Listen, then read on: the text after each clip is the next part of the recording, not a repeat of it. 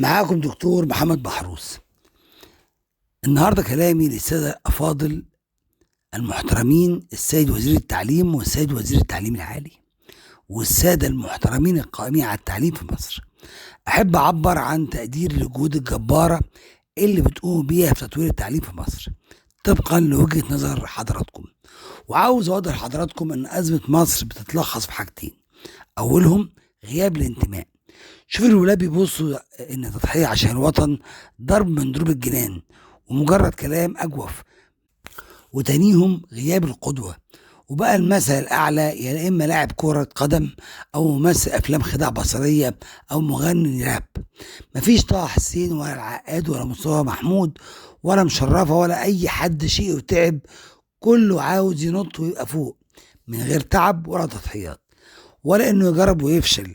وعشان يجرب وينجح عاوز اسلط الضوء على الاهميه والايجابيه الكبيره في اشراك الطلبه في كل مراحل التعليم في عمليه التنميه، وتعليمهم اسباب الازمات الاقتصاديه اللي بتواجه مصر وطرق علاجها، ونسيب مكان لمقترحاتهم لتطوير ده. الانتماء بيشكل عامل حيوي في بناء الهويه الوطنيه للفرد، ويبقى اكثر تفاعل مع قضايا وطنه ومساهم في تطويره. وده مش مجرد اجراءات تعليميه، لكن بوابه لانشاء جيل ملهم ومتفاني في خدمه وطنه. لما يشعر الطلاب ان هم جزء من حل مشكله الوطن وتحقيق التقدم، هيتطور احساسهم بالانتماء والولاء لوطنهم، ونقدر نوجه جهودهم لمعالجه ازمات والتحديات، وده هيديهم فرصه لتحقيق التغيير الايجابي.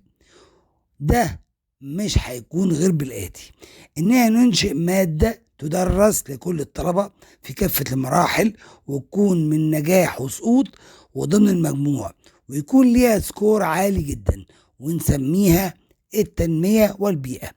نشرح فيها الولاد الديون والأزمات الاقتصادية والسياسية الموجودة وأسبابها إيه والدولة بتحل إزاي، كل مرحلة على قد فهمها.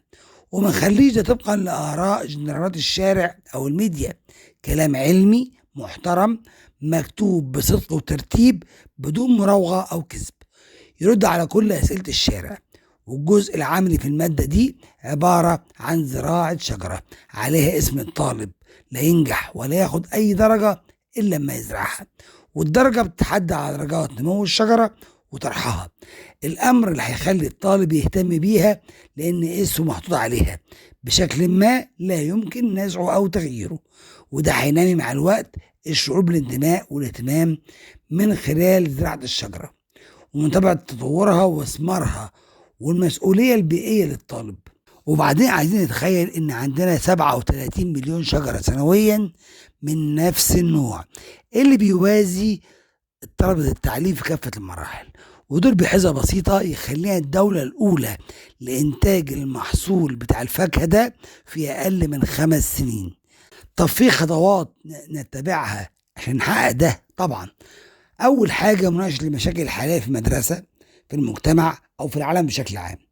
ممكن نستخدم المناقشات الجماعية ورش العمل، للتحفيز على التفكير النقدي وتبادل الأفكار، توفير المعلومات زي الدراسات والتقارير والمقابلات مع الخبراء. وممكن يستخدم الإنترنت لتوفير الموارد المتاحة بدل ما يدوروا على التيك توك والمواقع الإباحية على الإنترنت. كمان ممكن نعمل تحفيز الطلاب على إجراء بحوث حوالين المشاكل محددة ونحل أسبابها والتأثيرات المحتملة، ونقدم الإرشاد والدعم، ونعمل ندوات مجانية للخبراء، الناس اللي بتدعي على المعاش، عشان نستفيد بخبراتهم للصغيرين، وده يكون عمل وطني يفرح أصحاب المعاشات ذوي الخبرة ويحقق التواصل بين الأجيال. ممكن كمان نعمل أبحاث جادة عن شخصيات ملهمة حقيقية ووضع شخصيات جادة لتحقيق روح القدوة وتعريف الشبان بقدوات في المجتمع وما أكثر الجهل بيهم، وشعور الناس بنجاح النماذج المنحطة سواء في الدراما أو الميديا. ومن خلال الخطوات دي ممكن تحفيزهم وتعزيز دورهم كمواطنين نشيطين ومسؤولين في بناء مستقبل أفضل للمجتمع. كمان ندي فرصة للجيل ده إنه يعبر عن نفسه بالتنمية، وبالتالي مش هيحس بالتهميش وبعده عن مفاصل الدولة. والطموح انه يكون واحد من مطوري وطنه. والجانب التاني مهم اننا نفهم الولاد في الجزء التاني من المادة كيفية الحفاظ على البيئة، وايه الملوثات اللي ممكن تضرنا كمواطنين، وازاي ولادنا يتعلموا السبيل للحفاظ على الدولة. يعني ممكن اننا ما نرميش قمامة او ما نستخدمش وقود سواء غازي او سوائل بعشوائية او كهرباء بدون ترتيب او ترشيد. كمان ممكن قوي نعمل مشروع يشترك فيه 5 طلبة للبيئة في كل مرحلة، ويتعرض على أحد القيادات زي ازاي نتخلص من بقايا البلاستيك بشكل يحافظ على البيئة، أو نستخدم عوادم الأخشاب أو الورق أو بقايا بتاع الأكل والمهملات، وتكون حاجة مربحة بدل من نرميها ونكلف الدولة لإزالتها، أو أي مشروع تنموي آخر. أهم حاجة إن الوزارة تعمل له براءة اختراع، وممكن قوي الوزارة تخلي كل طالب يساهم ب100 جنيه عشان أول 10 أبحاث ياخدوا كام مليون جنيه، فنزود الروح التنافسية وروح العمل في فريق. طبعا ده مجرد مقترح مبدئي، ممكن نعمل دراسة كاملة، ومصر فيها ملايين الوطنيين اللي عاوزين ينموا الحس الوطني للجيل الصغير عشان ما يفقدوش شعورهم بالوطن. عاوزين كمان نفهم القادة ان اسلوب العمل بدون وضوح حتى لو كان خير بينشئ جيل من المهمشين اللي مش حاسين ده وطنهم.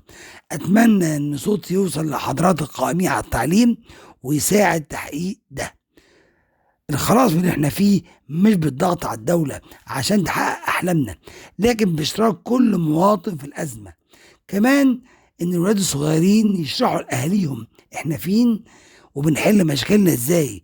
فلو القيادة السياسية شايفة اننا بنحل المشاكل، لازم الناس تفهم باسلوب مناسب ازاي وفين وليه وامتى، عشان شعور الناس بالضغط يقل والناس تفهم احنا متجهين لفين. ربنا يحمي مصر وولادها دايما.